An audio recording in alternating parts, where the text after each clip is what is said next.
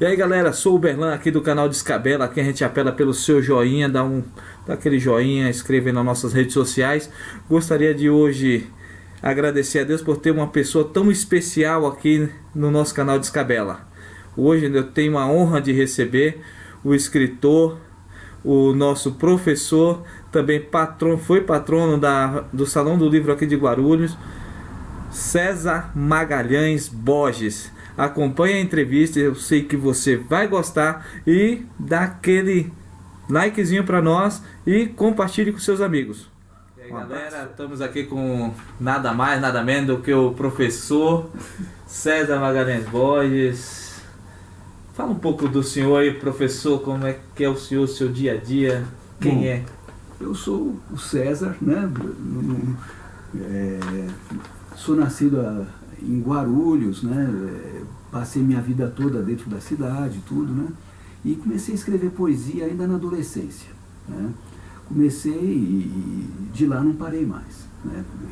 E sempre tive uma vida assim, né? Voltada ao estudo, ao trabalho e à escrita, né? Fiz disso a minha vida, assim, né? Meu canal de expressão para o mundo passou a ser a escrita. E é uma, né, assim, para mim é uma verdadeira dádiva, né, poder viver fazendo algo que a gente gosta, né? Isso é verdade. Isso é importante. Professor, eu tenho uma pergunta. Seguinte, ainda nesse mundo tão barulhento, ainda é possível ouvir poesia?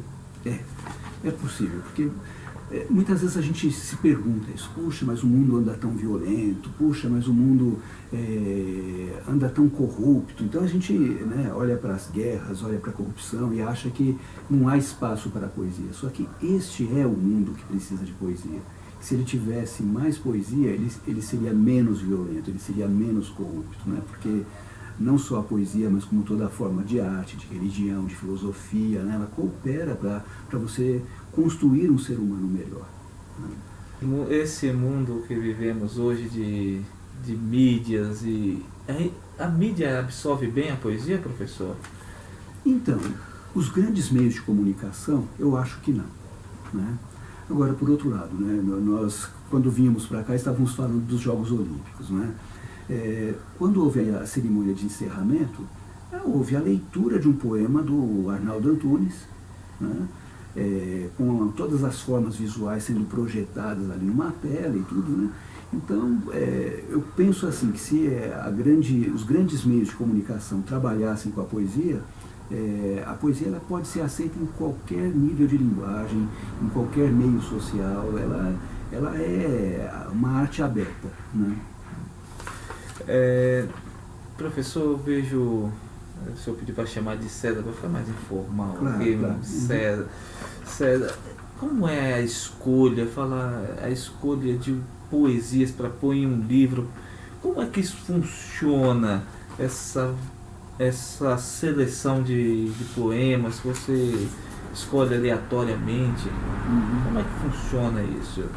Para mim a escolha não é aleatória, né? Então, assim, por exemplo, quando eu fiz este livro aqui, né, O Ciclo da Lua, eu tinha uma temática em mente, né? Então, é claro, quando eu vou escrevendo, né, escrever é meio assim que um exercício da alma, né? Você escreve aquilo que você está pensando, que você está sentindo naquele momento. Só que depois que você escreveu, você imagina assim, você tem vários poemas escritos, vários textos, e que você vai fazer um livro. O que você vai fazer no caso do Ciclo da Lua, né? Eu queria livros que trouxessem de alguma forma, né, uma relação do homem com o tempo, né? Então o livro ele é todo montado em torno das fases da Lua, das estações do ano, né? De estados de natureza e de cores diferentes, né? Então, na medida em que eu ia montando o livro, eu ia percebendo, esse poema cabe neste livro, esse não cabe, né? E não que o poema fosse ruim, né? Que ele simplesmente não dialogava com esse tema, né? Então, porque senão assim, o livro fica muito solto, também não é bom, né? Mesmo sendo um livro de poesia, é bom que ele tenha um tema geral, né? Algo assim que possa fazer com que os poemas caibam ali e que formem uma identidade, né? Acho que todo artista, todas as pessoas têm uma referência, né? Tem referência O senhor teve muitas referências, professor? Nossa, vivo tendo. Vivo tendo. As referências, elas não param, né? Porque as referências, elas vêm da própria literatura. Então, assim, escritores brasileiros, escritores internacionais, dá para fazer uma lista, assim, de gente que influencia o meu trabalho, né? Assim, como referência mesmo, né? A mesma coisa, na música, né? Então, a poesia, ela dialoga muito com a música, né? Então, principalmente a música popular. Aí você vai pegar, assim, né, também, desde os nomes internacionais, como Beatles, Bob Dylan, né, os Stones, The Doors, tal, até os nomes nacionais, como Noel Rosa, Chico, Caetano, né, o Ronaldo Antunes, como você falou. Ronaldo Antunes, né?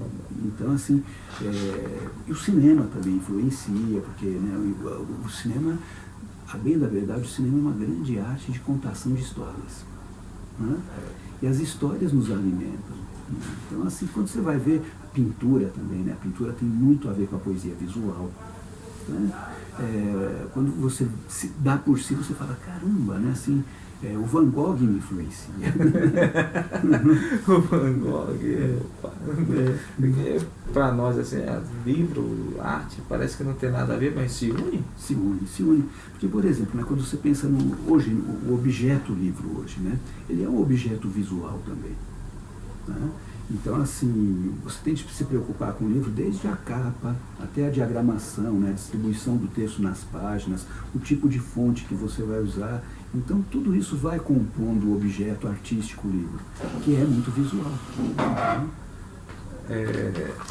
Aqui no Brasil, eu vejo assim que as pessoas gostam de ir à feira de livros, mas aqui ainda no Brasil aceita-se bem a poesia, professor? Olha, eu visito, né, muitas escolas, muitos espaços de cultura. Amanhã mesmo eu vou fazer um sarau dentro de uma universidade, né? Então é engraçado, assim, né? Parece, quando a gente fala assim, que fala de poesia, parece que não é popular. Mas tem muita gente escrevendo poesia hoje em dia, né? Talvez mais escrevendo do que lendo, né? O que pode parecer que contraria um pouco a lógica, mas não contraria, né? Porque a pessoa quer escrever, mas muitas vezes ela não se informa sobre a poesia, e talvez isso seja algo necessário, mas que há espaço sim. Né? Há espaço, as feiras de livro ainda vendem bastante livro de poesia? Não, vender bastante não. Eu até diria assim, né? Se você for olhar a lista dos mais vendidos, né, certamente você vai ter os romances da moda, né? Então, cada época tem a sua, né? Então, tem o ciclo lá dos vampiros, depois tem, né, a saga da lua nova, da lua cheia, da lua minguante, né? Amanheceu, anoiteceu. Anoiteceu, né? Aí, né, tivemos essa febre de Harry Potter, e nada contra, tá? Assim, a gente fala assim brincando, mas eu acho que é uma literatura de entretenimento e que ela é válida também, ela cumpre seu papel, né? Ela pode muitas vezes, assim, imagine que uma pessoa está lendo lá essa historinha dos vampiros, né? Mas só que depois esse cara vai se interessar, mas de onde é que veio isso? Aí ele vai ler lá um Drácula de um Bram Stoker, né? Ele já está começando a ler grande literatura. Ele vai ler Edgar Allan Poe, ele já começa a ler grande literatura também. Então, assim, às vezes algo assim que pega o leitor por uma via mais leve, mais do entretenimento, pode levá-lo a coisas assim mais densas, mais substanciais. Então, eu não sou contrário de forma alguma. Agora, o que acontece com a poesia, né, só para falar do lance dos mais vendidos e tal, é o quê? Né? Assim, a poesia ela é uma linguagem muito abstrata, né? Então você vai ter, assim, né, numa lista de mais vendidos, você vai ter esses romances da moda, você vai ter livro de autoajuda, você vai ter livro ligado à religião da pessoa, livro ligado à profissão da pessoa. Lá embaixo é que vai estar o livro de poesia. Até nas livrarias você nunca vê assim grandes prateleiras, grandes espaços reservados para a poesia, né? Muitas vezes é um cantinho ali da loja, né? Onde é que está a poesia aqui? Está lá. Um livro do senhor, ele se tornou um livro aí é didático, né? É paradidático. Diversos alunos teve contato com a sua poesia. Esse contato tornou mais visível a poesia dentro de uma escola pública? Foi, porque me parece que esse programa do Estado agora, ele está inativo, né? Um programa chamado Apoio ao Saber, da FDE, né? assim, pelo menos pelo que eu sei, né, do programa, eles tinham lá né, um número lá de especialistas, de doutores, né, de gente assim que fazia uma banca de seleção de obras. E nessa seleção de obras, o Ciclo da Lua, que é esse livrinho aqui, né, ele foi escolhido, né, para pertencer a esse acervo do Apoio ao Saber, e que ele era distribuído na época em kits, né, então em uma caixinha assim, com 3 livros para cada aluno da rede pública. Né. Assim, esse livro então, ele foi distribuído para mais de 515 mil alunos. Né, então mais de 500 mil de livros sendo distribuídos para todo o estado de São Paulo. Aí é claro, né, eu que sempre fui autor independente, né, que sempre levei os meus livrinhos na bolsa aqui para os lugares, né, era engraçado assim, né, você chegar a um município que você nunca tinha ido antes, né, as pessoas já com o teu livro na mão, pedindo autógrafo, não sei o que. Nossa, então foi assim, me trouxe uma visibilidade que até então eu não tinha. Eu conheci o senhor, você é melhor. Conheci você dentro de uma palestra, fazendo a apresentação do livro Bolhas de Sabão, né? E o Canto Bélico. O Canto Bélico. É lindo. Ainda o senhor permanece com esse projeto de fazer essas atividades, de palestras, e qual é o respaldo que o público lhe dá? Como é que você atende esse público, professor? Olha, eu tenho ido assim semanalmente para os lugares, né? Então assim, e escolas públicas, escolas particulares, faculdades, espaços culturais, enfim, onde deixam. Onde deixam, né? Eu vou e falo os poemas, tal, né? Às vezes em forma de palestra, às vezes só em forma de apresentação, às vezes em forma de oficina de poesia, né? Então tudo vai muito assim de como é que é feito o contato comigo, do que a pessoa está precisando, né? Por exemplo, eu estou com uma visita próxima para fazer a cidade de Arujá, e é um encontro com professores. Então, o que a diretora vem me pedindo é o quê? Olha, né, colocar a poesia na sala de aula. Como fazer isso? Como fazer isso? E aí, assim, eu vou até lá para exatamente falar do quê, né? Como fazer isso, né? Olhando os aspectos lúdicos da poesia. Porque muitas vezes, convenhamos, eu não sei qual foi a sua experiência em sala de aula, Bela, mas eu, quando aluno, assim, né? Eu me lembro que a poesia era passada de uma forma muito teórica, muito chata, muito intelectualizada. Então você ia fazer escansão dos versos, né, dividir silabicamente, olhar se a rima rica, a rima pobre, não sei o quê.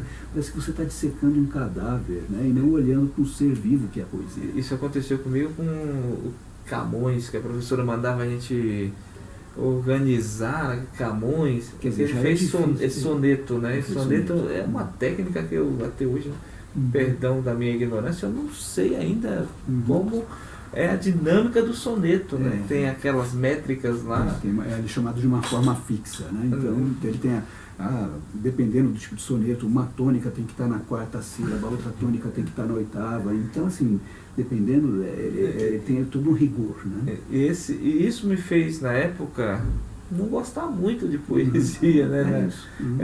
Mas o privilégio que tive de ter bons professores lá na Bahia, como a professora Vandinha, eu acho que ela nunca vai ver esse vídeo, mas se ela vê, dá aquele joinha aí, professora.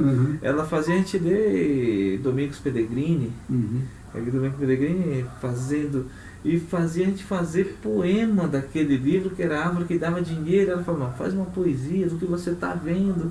A própria capa do livro já era uma poesia concreta, não é? Certo. Que era um monte de dinheiro saindo de folha de árvore. Então eu tive esse contato com poesia ali por volta dos 12 anos, mas depois dali ficou bem que metódico, como o senhor falou, chato.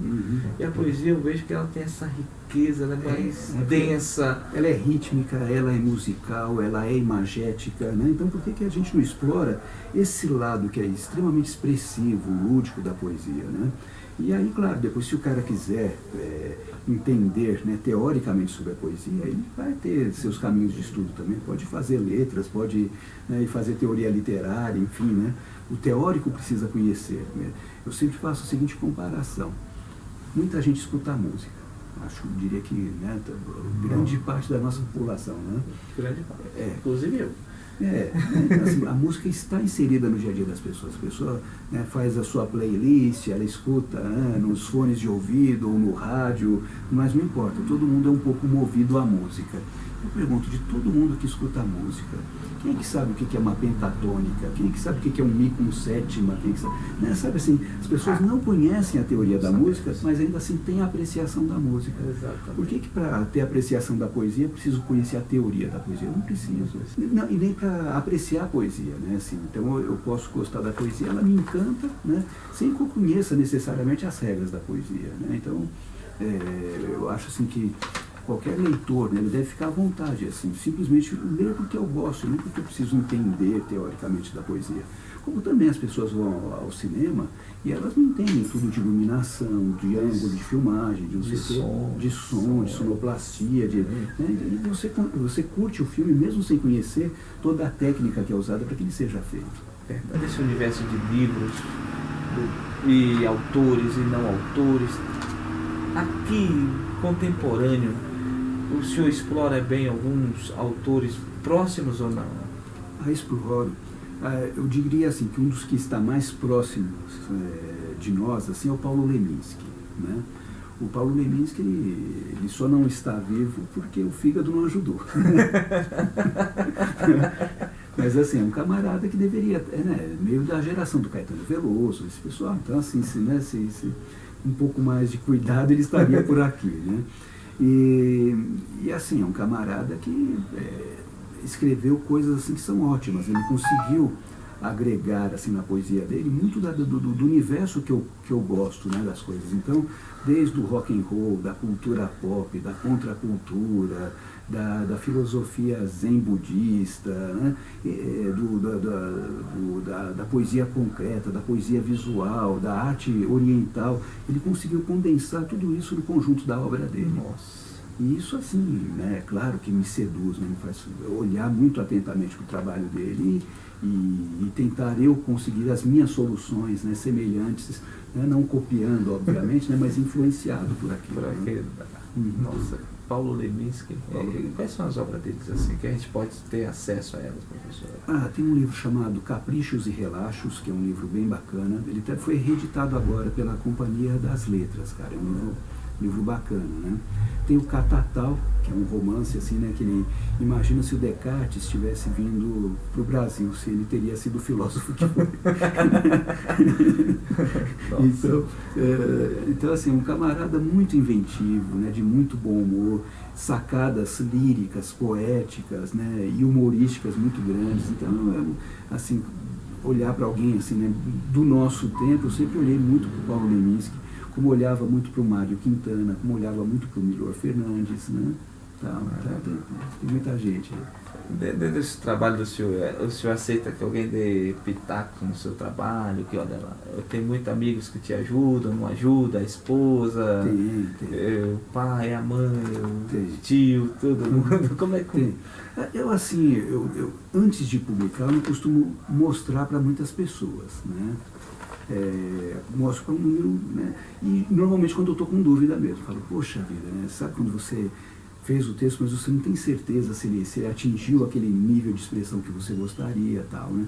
Aí, assim, acontece de, principalmente alguns amigos e a esposa também, né, de darem aquele pitaco, assim, né? Na hora, tem coisa que você escuta e fala, não, aí não aceita, tal, né? Mas daí passa uma meia hora, você, né, baixa aquilo assim, você fala, peraí, né? Tem razão, né? Aí você vai e muda algo, né? Então é importante, sim, o olhar de uma outra pessoa sempre ajuda. Sempre ajuda.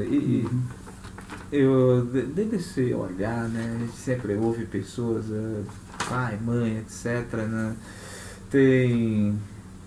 Eu acho que a gente pega um pouco das referências dela, né, para nós, a gente pega o que elas pensam, né? Eu acho que eu vejo muito em alguns trabalhos de alguns autores por aí, a gente olha assim, poxa, parece que ele está sendo mandado, alguém deu uma dica, tá parecendo isso, né? As suas poesias, quando o senhor faz, tem alguma que aparenta, por exemplo, com a sua esposa, com o seu dia a dia, com um colega seu, dá essa aparência, não dá essa eu acho que aparência é a melhor palavra, né? Eu vejo assim, a gente não consegue ser algo diferente do que a gente é, né? Tem um amigo que ele fala assim, olha, um autor ele tem de estar presente na obra dele. Você imagina assim, talvez um Jorge Amado nunca tenha feito nada de autobiográfico, eu pelo menos não conheço, as coisas dele que eu li, eu não conheço nada que seja autobiográfico, mas ele está na Gabriela, ele está nos Capitães da Areia, ele está lá, por quê? Porque como observador, né? Então, o que você vê da obra do Jorge Amado, mesmo que ele não esteja falando eu, né, ele está lá, né, seguindo aquele exemplo do Rambo, eu é o outro, né? Então, dá para ver o Jorge Amado, os seus personagens, na perspectiva que ele usa, né, para retratar as realidades que ele viveu. Então, assim, ele não teria sido o mesmo se ele tivesse vivido entre os esquimós, né? Então a Bahia, aquele cenário, tudo aquilo fez, né, da obra dele ser o que é, e ele aparece lá, mesmo que ele não esteja, né, dizendo eu aceito. Tem algum poema assim, que o senhor, dentro daquilo que o senhor fez, que o senhor fala, nossa, nem parece que foi eu que fiz? Tem, sempre aparecem assim, né, os poemas que você fala assim, puxa, isso aqui é diferente dos outros, né? Eu tenho um poema, por exemplo, chamado Showtime, ou A Hora do Faz de Conta, né? E aí, assim, é um poema longo, um poema assim, com vários, com versos assim, também muito longos, que normalmente eu uso os versos mais condensados, mais breves, tal, né? E ali não, né? Esse é um poema assim, totalmente diferente do que eu costumo fazer, né? E é bacana quando esse tipo de coisa acontece, né? Porque, dá você fala assim, olha, né, você até pensa assim, olha, eu não pensei que eu fosse capaz de fazer isso, de né? produzir algo nessa linha, né? Então é bacana.